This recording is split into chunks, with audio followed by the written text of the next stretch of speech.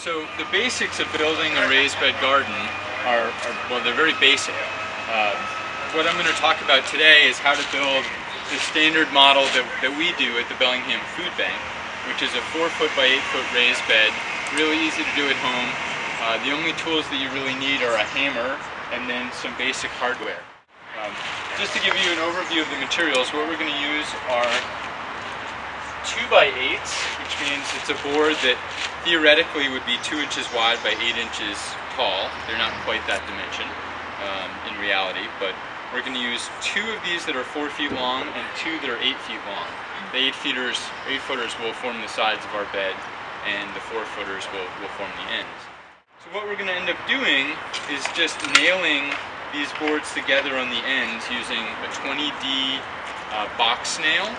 And you just put 3 of these on all the corners, and then to make it extra secure, we'll put in a corner bracket on all the corners. And we'll use what's called an 1.5-inch joist hanger nail to hold those in place. The way that we do this, it's really easy to replace a board if one starts rotting. And although many people will use cedar for their raised bed vegetables, we use Douglas fir because it's quite a bit cheaper, and in the end you can replace the boards if you need to. What we like to do is put down cardboard underneath our raised beds so that we limit the grass from growing up, but ultimately allow for the cardboard to break down. So we're not putting weed cloth or anything else that won't biodegrade. And what this does is give you a head start on the grass, give you long enough to grow in before any weeds might be coming up and will kill the grass. So what we're going to do is overlap that by just a little bit so that our cardboard actually sticks out a tiny bit from the base. Slide this one over here.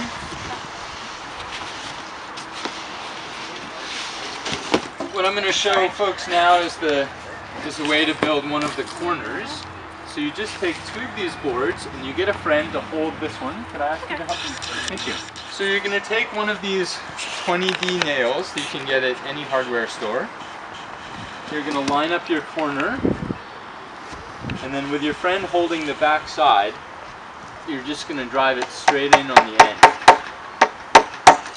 And we like to just put 3 in eventually. We can start with 2 until we get all of the corners set. What we at the food bank like to do with these guys is to actually create a windmill pattern with the boards so that it's a little bit harder for one end to start bowing out.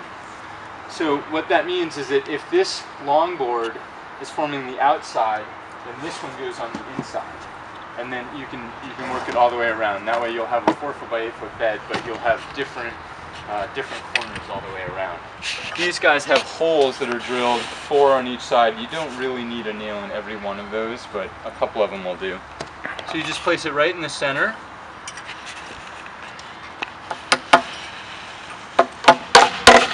And there you go. I should say that you can use a lot of different tools for this. You could use screws, you could use nails, you could use whatever you might have around the house. The reason that we use 1.5-inch nails here is so that they don't poke through. For folks that are wondering about raised beds and why you might want to build a raised bed, there are a couple of different advantages. One is that it's a little easier on the back. It's raised up a little bit, and if you want something that's even higher, it's very easy to build with even wider boards. So you can use 2x10s or 2x12s, or as in the case with some of our gardens, we'll do 2 layers. The only additional hardware necessary for that is something that will keep the 2 layers stacked together. So you can use a 2x4, you can use a long angle iron on the outside, you can use a number of different things. But you just want to make sure that the 2 courses aren't going to shift and fall.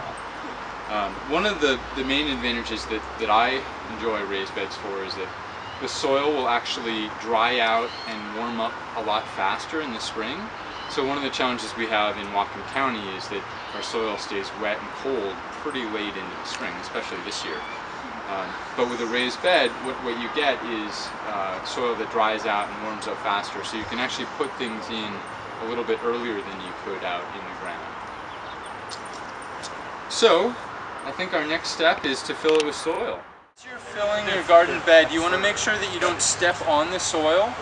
One of the goals of bringing a raised bed in is that you're having nice and light, fluffy soil. so different from, at least in Bellingham, what we have, which is clay. And the roots of vegetables really like to have that light, fluffy soil. So if you walk in the bed as you're building it, then you're compacting the soil.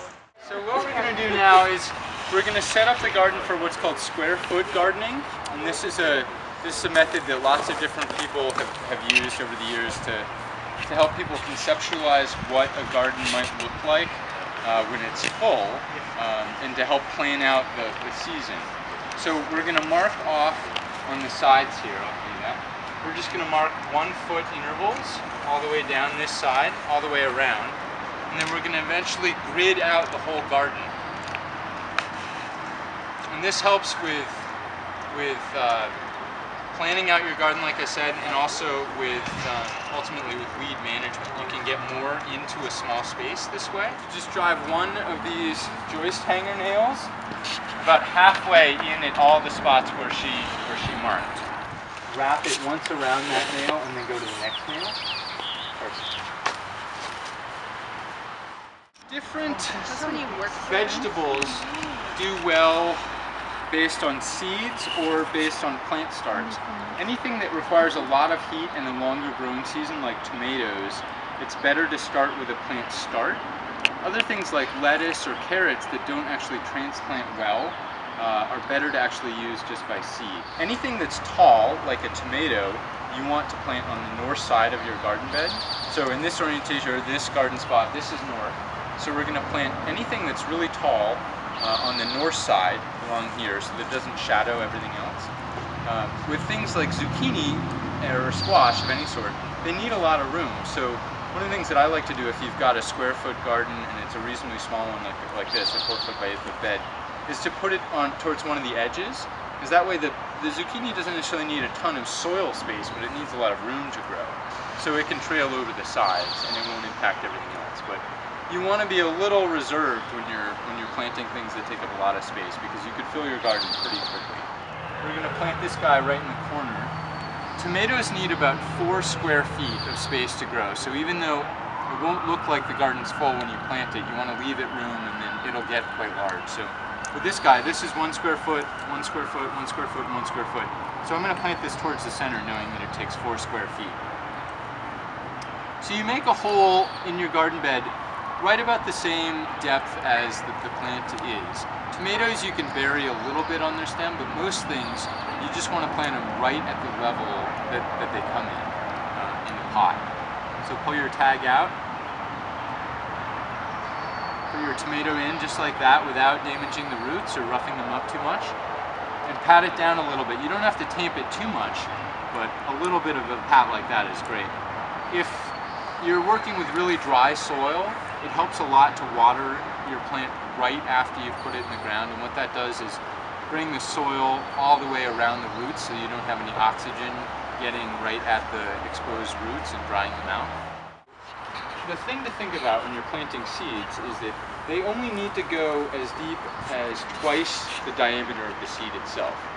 So when you look at something like lettuce seeds, that's actually not very deep at all. And there's a danger of planting too deep. The seed needs a delicate balance of soil, but also potential for sunlight and for getting up above the ground. If say we're going to plant in this spot right here, what you want to do is level out your soil, and then if you picture your thumbnail being maybe a 1/4 inch, what you want to think about for something like lettuce, which is a really small seed, is to go about half of your thumbnail. So it's really small, but I'm going to plant 9 of them in this square foot.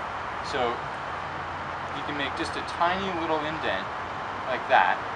The growing guide also will tell you how to space these, but if you picture 1 square foot, you want to leave all the seeds roughly the same amount of space around the outside. So you go about half your thumbnail, and then just 1 seed in each one. So once you've got them placed in there, what I like to do, because they're so shallow, is actually just to move the soil over like that, rather than lumping on a whole bunch of extra soil. You just need a slight covering. You pat it down just a little bit, and this would be a great time to add a little bit of water.